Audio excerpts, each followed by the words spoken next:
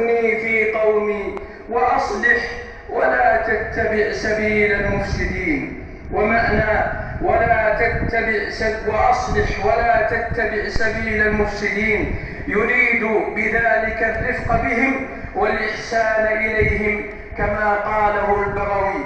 قال الشوكاني: أي أصلح أمر بني إسرائيل بحسن سياستهم والرفق بهم وتفقد أحوالهم.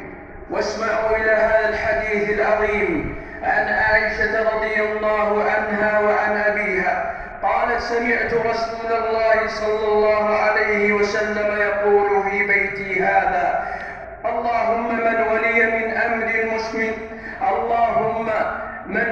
من أمر أمتي شيئا فشق عليهم فاشقق عليه، ومن ولي من أمر أمتي شيئا فرفق بهم فارفق به.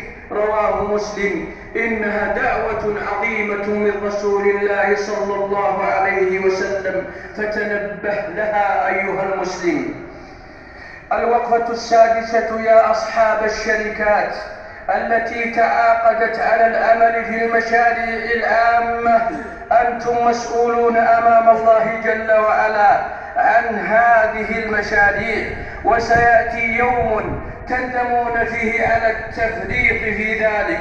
فمن أشد المحرمات المبالغة في تقديم الأسعار الباهظة التي تقدمها الشركات حال المناقصة لأخذ مشروع يصرف عليه من مال بيت المسلمين، فيحصل حينئذ التنافس على أسعار مغالى فيها وأقيام مبالغ فيها، لا لشيء إلا لأجل أن المشروع يعود للمصلحة العامة. فهذا ظلم عظيم لجميع المسلمين، الحق فيه للمسلمين يوم القيامة. هذا العمل تحرمه النصوص